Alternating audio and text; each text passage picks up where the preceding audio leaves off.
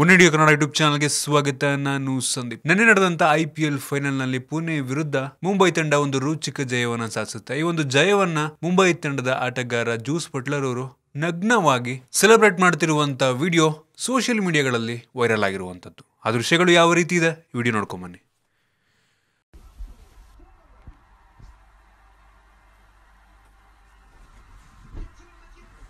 Throw it!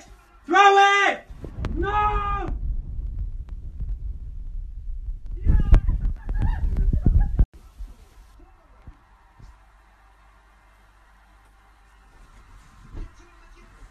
Throw it! Throw it! No!